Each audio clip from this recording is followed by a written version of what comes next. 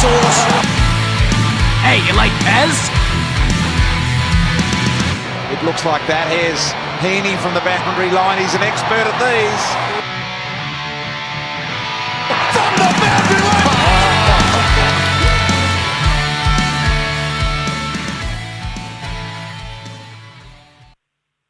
Hello and welcome to Behind the Boundary podcast. I'm your host, Pez, and you are here for our pre-finals show where we are going to be talking about our bet slip for the whole finals. We're going to do some futures and we're going to be talking about Port Adelaide versus Geelong.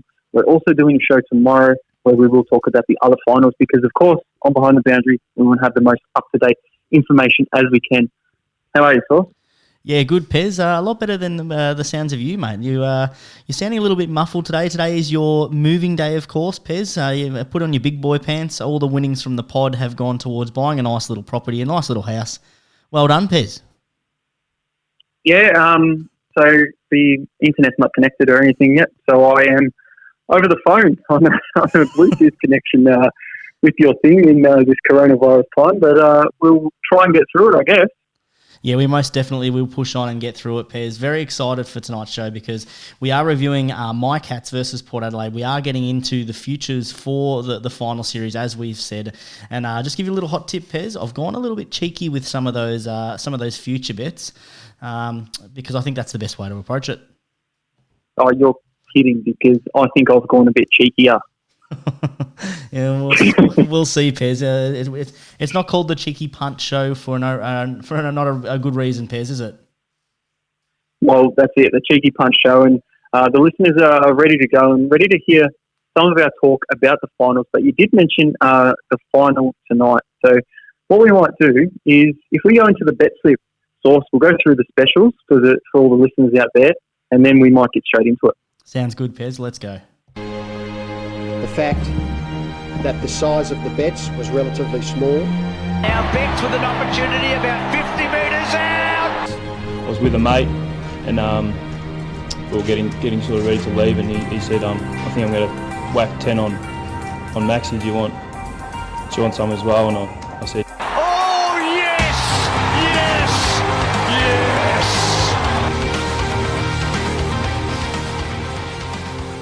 Pez, if that doesn't get you pumped up for finals football, I don't know what is going to. Oh, it has to. It has to be the best thing now.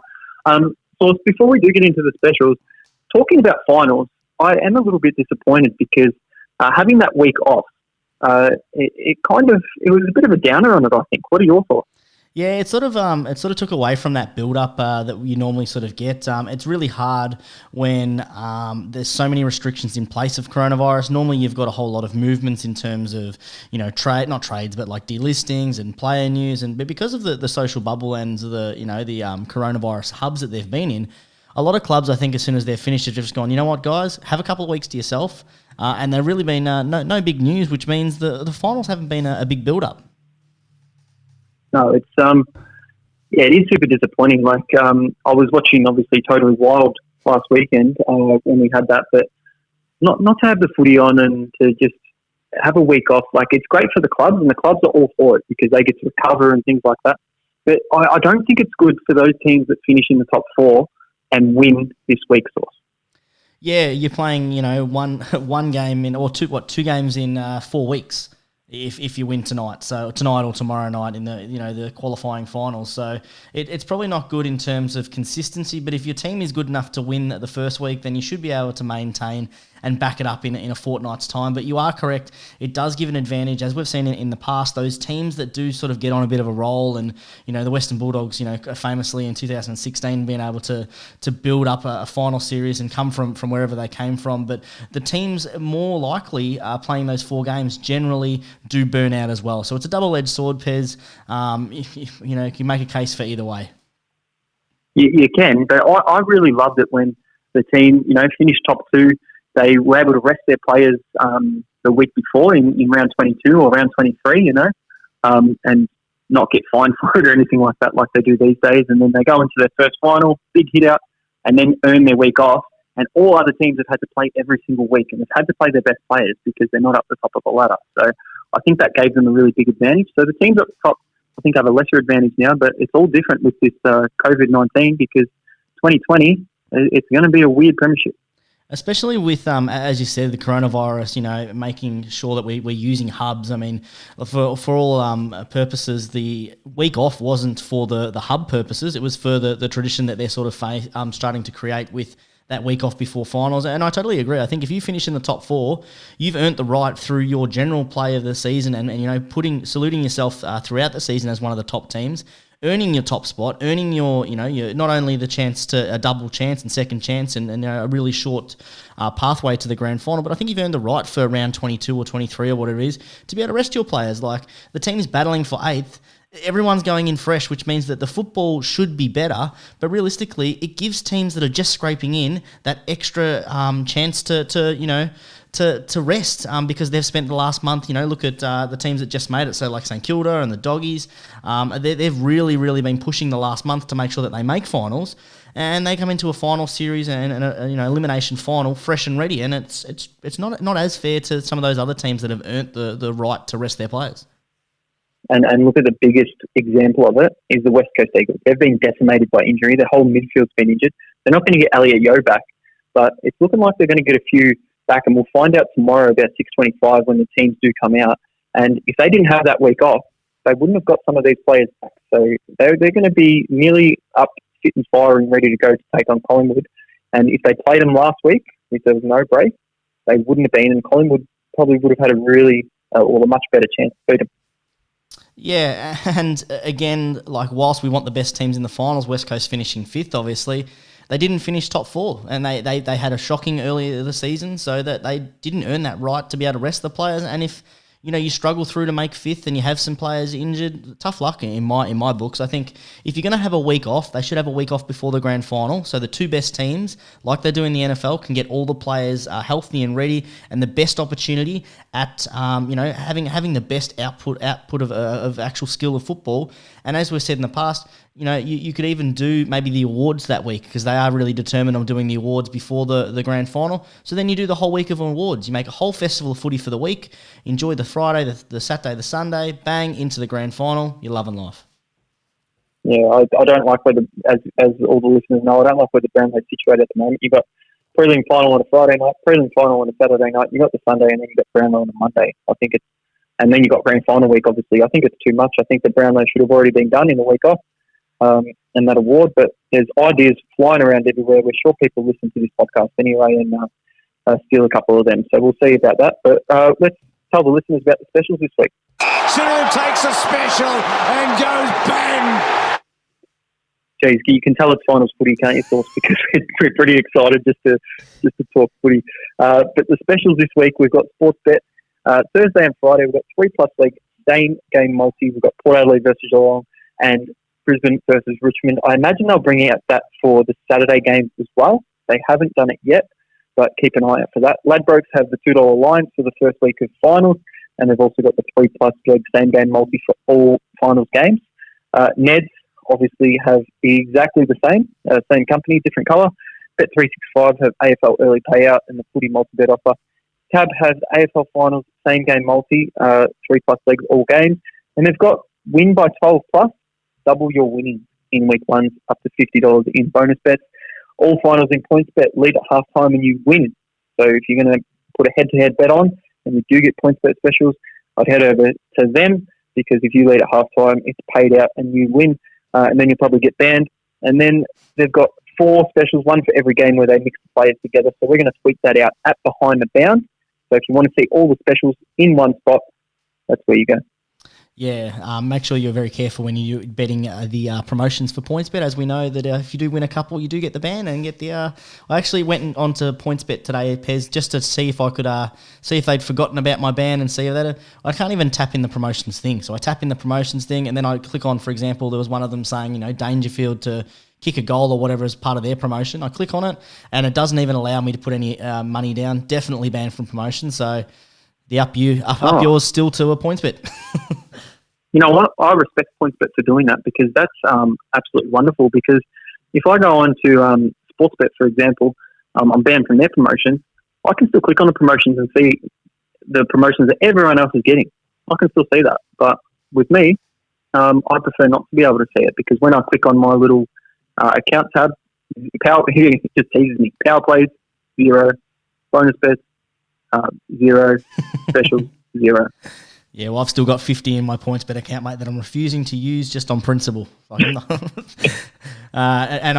withdraw it and delete the app, mate. No, because it won't let me bet on anything. Because PointsBet, as you said, have that special where you're leading up at half time, right? And they pay out. You can't actually bet on that game. I can't actually bet on that game. Like, it's ridiculous, and it's like that's how ridiculous the system is. Yeah, that's really struggling. That's not good at all, is it?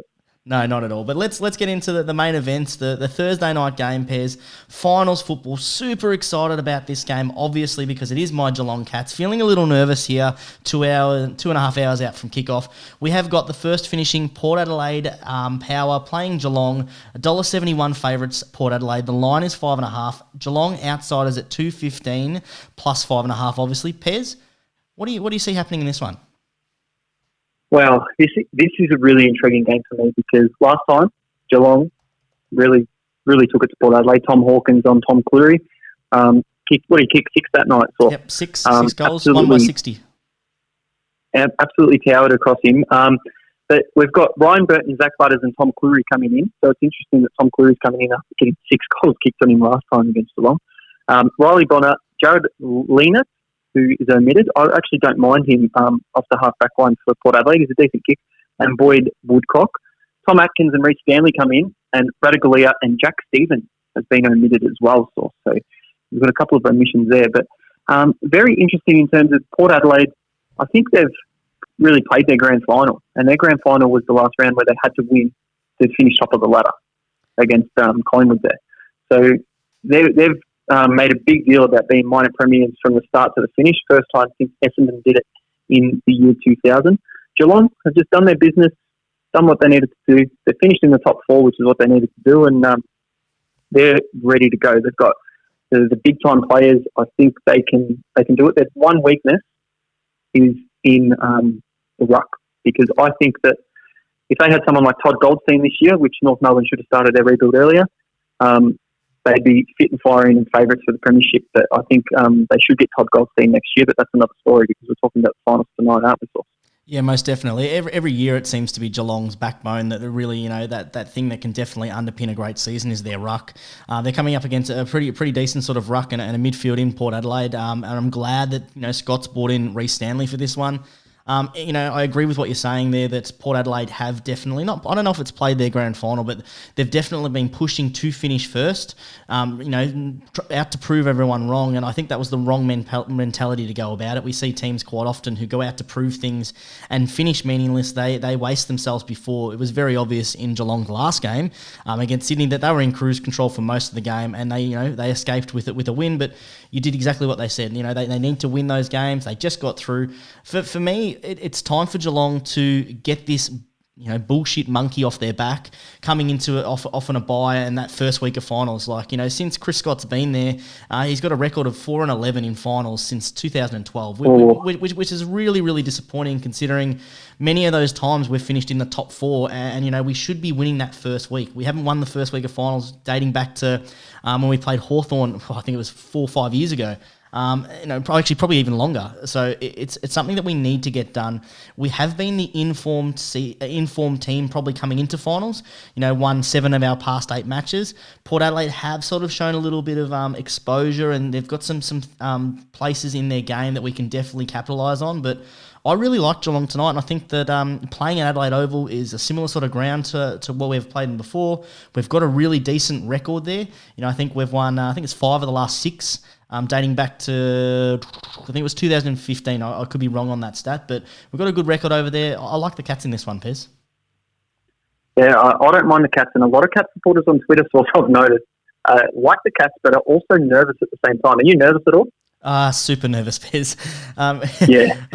I don't know about you, Pez, but when you wake up, last week when they had that big St Kilda game where you needed to win to make finals, did you feel nervous throughout that whole day leading up into the game? I've just got this weird nervous feeling that I'm I just want to start the game so I can just, relax and not even relax, but I can just make sure I get it done because I feel like leading up into it, I'm super nervous. It's out of my control. mate, you're talking about the same feeling I had, and not even for finals games, St Kilda versus Melbourne. Remember, I was telling you all day, I was like, I don't have a good feeling about this game. Yep. And then we lost it. So it's not good. I'm always nervous when we're watching my side because you bleed your side and you really want them to win. I do agree with you that I think Geelong can win. I think they are the better side. I think Charlie Dixon really needs to stand up, but I think it's too easy for the opposition to go around Charlie Dixon and double team and triple team him, and others aren't standing up enough. Whereas Tom Hawkins, he doesn't mind not being the man. He can, take people out to the boundary line, or he can get the contest to ground. He doesn't care if he doesn't kick a goal as long as his team wins, and that's probably the best thing about him at the moment. He's in his best fit and firing form and just going about it really well. So whoever wins this game is probably in the box seat to have a crack at the grand final. So it's a really important game. Yeah, for me as a Geelong supporter, we must win this game. I think Richmond win tomorrow night. So at all costs, you need to stay on the opposite side for Richmond's draw.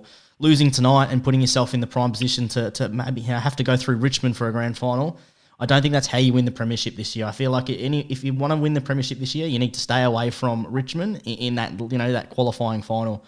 But unless you've got Mason Cox in your team. Look, realistically, you play that game 10 other times, that same game, right? And Richmond win the other 9. So yeah, it's one of those things where Mason Cox it was about time. It took him 3 years to decide how to play football, and Richmond didn't plan for it. How could you? But they won't make that same mistake again. I couldn't imagine for a while. No, and he's not going to do anything like that again. You would think after watching him. He's a bit arrogant like that at the American type thing when he kicked a goal. He went on the run, took a bounce, and he kicked the goal and put their finger in the other guy and said, "Have a look at that. Have a look at how good I am, mate." When you kick about 8 goals in a season, I wouldn't be doing that if I were you. Yeah, you keep the fig jam to yourself when you're not an established player and you haven't got the record to support it. But hey, he's done something. He did something that most of us couldn't predict him to do. So well done to him for doing it. But for me, I think Geelong need to win this game. Or whoever wins this game, realistically, as you said, are in the box seat. I do think it comes down big to the forwards. I totally agree with what you said about Hawkins, and when Hawkins is taken out of the game in terms of kicking goals, he becomes so much more of a facilitator. He leads the league in score assists, and I think that that's going to be a real hassle for Port Adelaide. We know that Charlie Dixon, when he is kept out of a game, he becomes frustrated and he starts to really try to impose himself on a game, but realistically he doesn't know how to do that outside of kicking goals. So that's where I really Who plays on him, mate? Sorry. Who plays on Dixon? I mean, we talked about this last time. Not really sure. I mean, we've got a decent sort of back line. I think Harry Taylor played on him last time. You've also got Jack Henry that can play on him. I think that they'll sort of tag team it. Probably Taylor will spend majority of the time with him.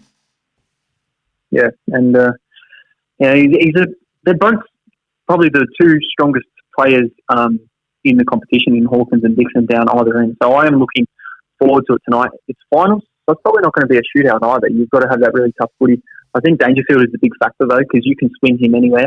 But Chris Scott, if you play like you did against Sydney in the first half, you're not going to be able to come back against this Port Adelaide side. So if you need to make moves earlier, he's got to make some moves a bit earlier, not put Dangerfield at the end of the third quarter in the forward line to try and win you the game. Yeah, and most definitely, that is one of the most crucial things that that is going to be pivotal to Geelong actually winning this game, Pez. I think it was 2016, we came up against Adelaide at Adelaide, and for whatever reason, we started Patrick Dangerfield up forward. We got blown out in the first quarter, and we were playing catch-up. We must get the matchups right from the start. Yes, he played well last week, kicking all those goals. Put him in the midfield, put him up there with Selwood, let them, we've got our strength is our elite midfield, and those big game players, put them around the ball, let us dominate the ball early, and then if we need to get a bit of a spark, later in the game, then swing him up forward. I hate when we start him up forward, because as you're an opposition team, that's a win for me. You're one of the best midfielders in the game, and he's starting down forward, that's an absolute win.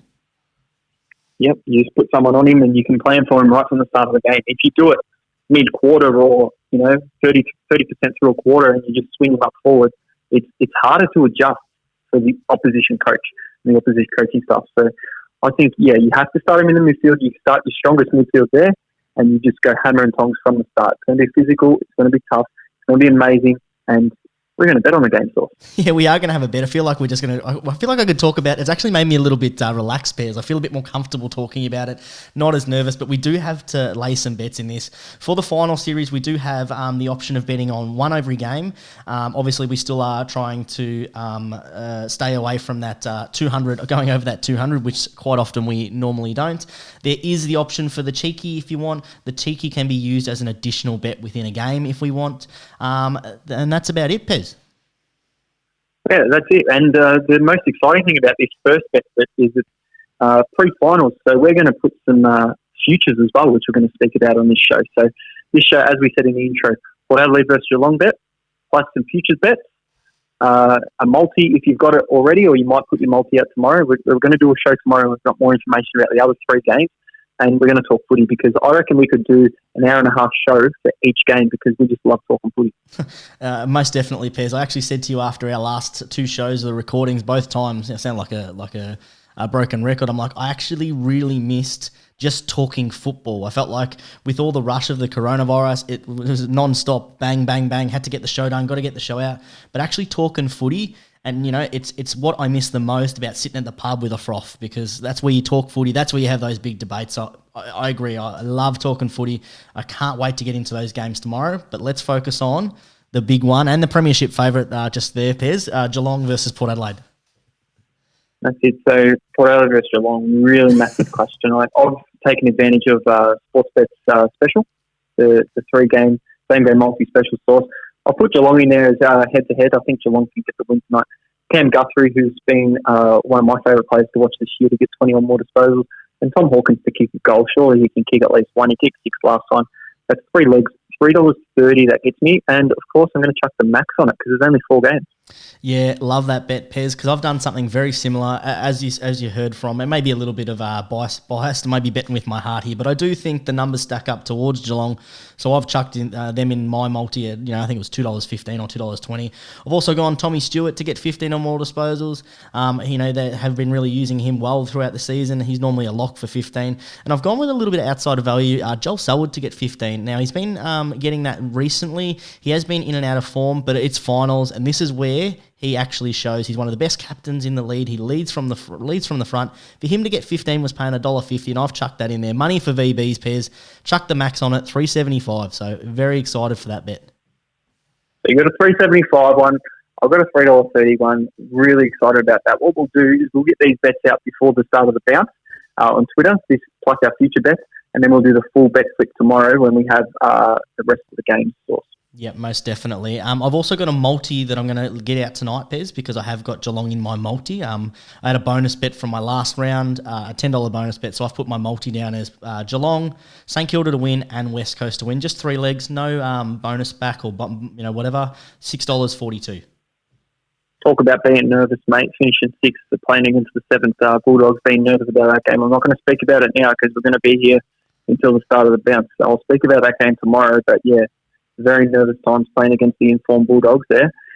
What we will do is we'll get into our future bets. So both of our future bets will involve most goals. It's a little bit of fun now, and most disposals. Now, I would suggest to the listeners, this is just for a bit of fun for the finals. We're not trying to make money on this.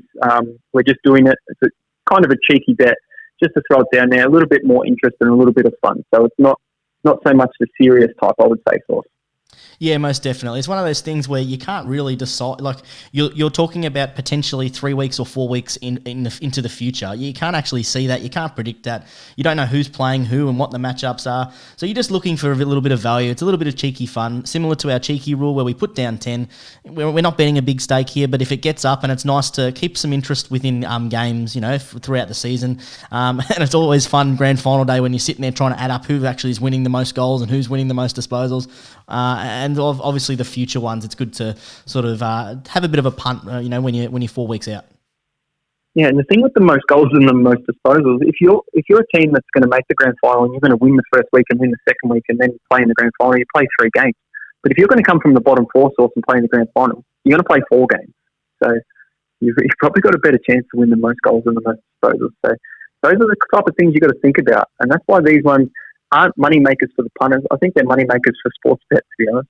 Oh, yeah, and you look at some of the odds. I mean, I think the clear favourite for most disposals was Lachie Neale. I think it was like $3.50 or something. Like $2.50, I saw that earlier. $2.50. Like he could be out in straight sets. He's only played 2 games. That's not value at all. No, yes, he might get 30. He could get 40 in both of those games, yeah, and he's still not going to win most disposals. Well, you look at it last year, the person who won most disposals was Tim Taranto because they played 4 games and he had 111 disposals. The next best was Tim Kelly, who played 3 games. Right, neither of those teams you would have picked for. They weren't not the top 2 teams going out through the year. You wouldn't have picked them for most disposals. They probably would have had Lachie Neale again. I think he finished with. I think it was 77. He finished with. He's 77 from 2 games. They went out in straight sets. Yeah. I'll tell you, if you're Brisbane, we get to speak about them tomorrow with Golf Sauce, but you would not want to go out in straight sets and lose 4 finals in a row. No, most definitely. Well, it sounds like we're going to start with most disposals, Pez. Who's your bet for most disposals? You know what? I've had to go someone from the bottom 4 sides and thinking that they're going to get a lot of players back and they could beat Collingwood and then they could win the next game against hopefully Port Adelaide if I'm right about my Geelong bet. So West Coast away is pretty tough, but I thought if they can win 2 games and then go for a third and play in a prelim final and possibly win that, Andrew Gaff at $15 is a little bit cheeky for mine, and I've just chucked a cheeky pen on it. And Andrew Gaff, most disposals, $15. Yeah, I don't mind that one at all, Pez, because obviously we just spoke about our theories behind it. I've gone the same sort of path. I think that, as you said, Geelong win today, which means Port Adelaide lose. I've gone with Travis Boak because I think that they lose today, they win next week, they win the week after. That's at least 3 weeks, and they give themselves a decent shot against Richmond. We've seen Richmond shit the bed before. It's a possibility they could get 4 games. I've put 10 on him at $8. $8, yeah, a bit of value there. You're not going to touch Lachie Neale at $2.50. Yeah, and if they make the grand final and play 3 games, he probably wins it. But it's not can you worth trust it. Brisbane to do that? I'm not sure. So it's not worth the punt, realistically. I really like that. I can't go against it. I can't say for it because, as I said, this is a money maker for the betting agencies. But that's a cheeky punt show here. That's what we're going to be doing. So the other one is the most goals in the finals. So very interesting, this one. Yeah, I've gone very cheeky with this one, Pez, and I think that finals really bring out the best in players, and looking back on the last couple of years, one of the standouts for players in the finals has been Dustin Martin. I've gone with Dustin Martin, most goals. He actually won it last year, $19. I think that tomorrow there's a real chance that game blows out, and also if they if they get into a grand final and the week before, there's potential for him to average 3 goals a game. Big forwards generally don't win this one, so him at $19 for me, I think is absolute value. I'm glad you said that. Not about the Dustin Martin thing, but about the big forwards. Now, the big forwards, even though you need a big forward at your club, and they're the most sought after, like Jeremy Camerons, you've got Tom Hawkins, Charlie Dixon, they don't usually perform in finals because they get shut down, and it's low scoring. So it's very interesting how you build a team to try and win a grand final. What I've done is I've actually gone a big forward, and I've gone for a big forward to break out, and this is extremely cheeky, the most cheeky thing that's ever happened. I wouldn't recommend anyone following it because they'll probably be out in the first week. But what I've done is my man, and you know my man. I knew that was coming, Pez. I knew it was coming. He's paying $201 to kick the most goals. He could kick 8 against the Bulldogs on the weekend and be in good stead. He possibly could. We know that the Bulldogs struggle against tall forwards, so that's a decent sort of bet. It is extremely cheeky, and I'm sure Sportsbet really appreciate your donation, mate.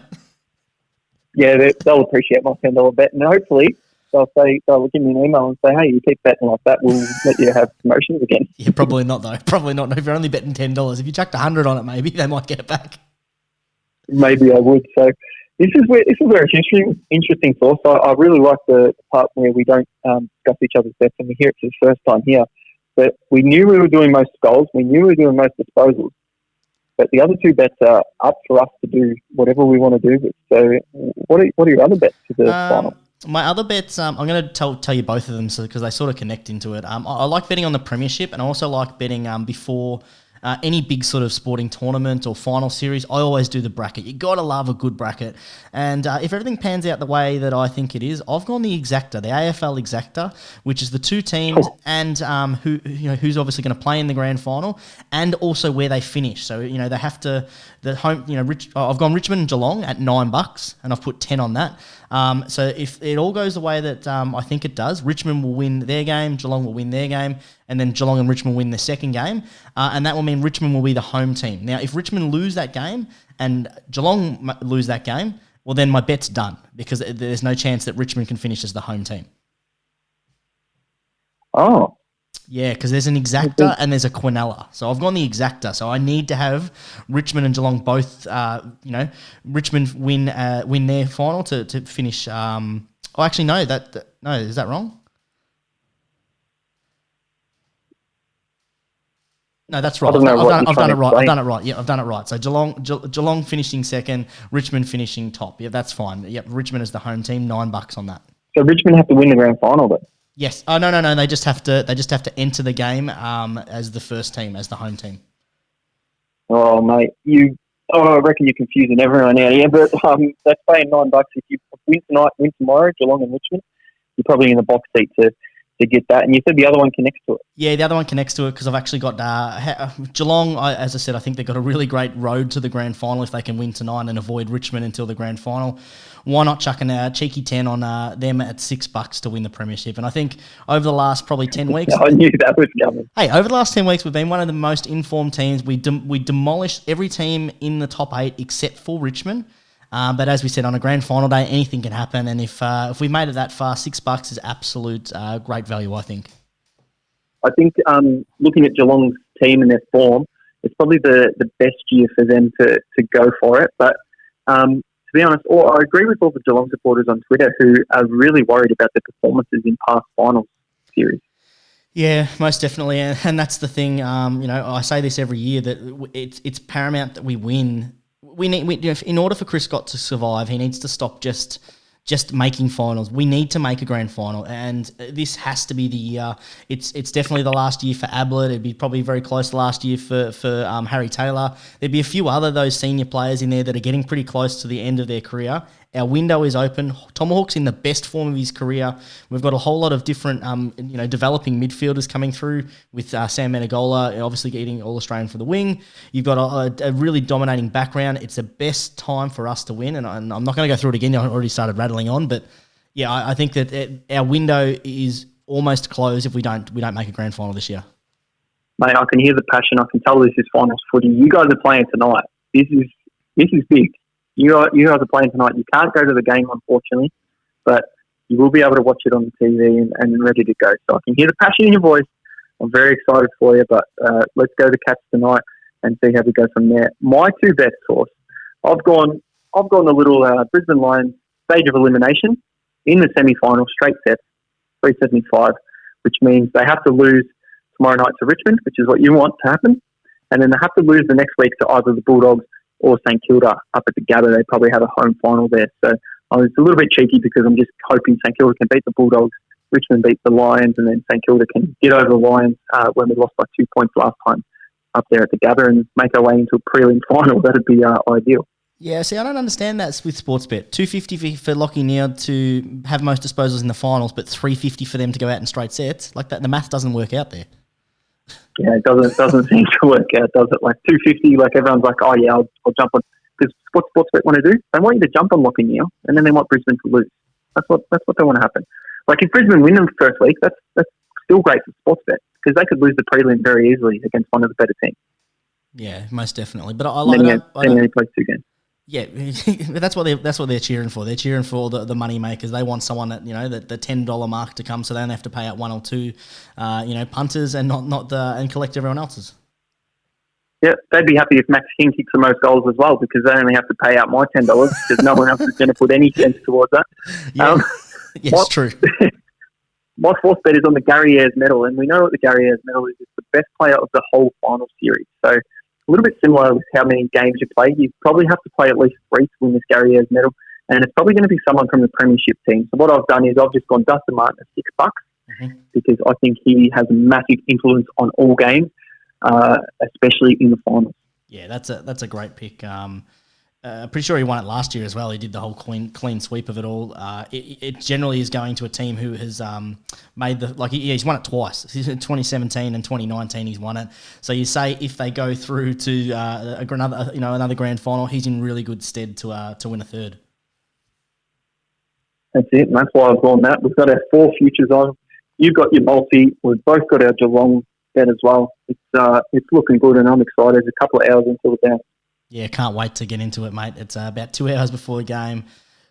I need to do a couple of things before the footy. You can sit down with a froth and cheer on those Cats. Yeah, I wish we could get together at a pub somewhere and watch it, and I'd be able to help calm you down and give you a little bit of shit. You'd probably barrack for Port Adelaide if I was with you in person, but not to be. We'll have to wait until at least 2021 to probably be able to do that, Sauce. But all the best. Hopefully your Cats win. Hopefully my Saints win on the weekend. But we will be back tomorrow to talk more footy. Yep, cannot wait, Pez. Hopefully it's not 2020. Hopefully it's not 2021. Hopefully we can get together on a grand final day with some restrictions easing. Fingers crossed. Oh, fingers crossed that it keeps going that way in Melbourne. We are jealous of all the people and all our listeners that are in the other states in Victoria, seeing them actually, even rural Victoria, going to the pub and things like that, which is something that we probably took for granted when we could do that. Yeah, no more times are you gonna be turning me down on a Friday night where I'm like, hey mate, you want to go to the pub? Oh no, you took it for granted, Pez. You're out with me every weekend now. No more tiredness. It's going to have to be, hey, you want to go to the pub? If I try and say no, just say, hey, what if a disease like coronavirus comes back and we can't go for 6 months? That's the best argument you can have. It's going to be the best argument. Like, oh, that won't happen. It did. We were locked up for 6 months. All right, let's get into the footy. I've got to do a couple of things before the footy as well. I'm Pez. Peace out. I'm still Sauce. We'll catch up next time. And as always, guys, if you're having a punt, make sure you bet responsibly. Now you're gone.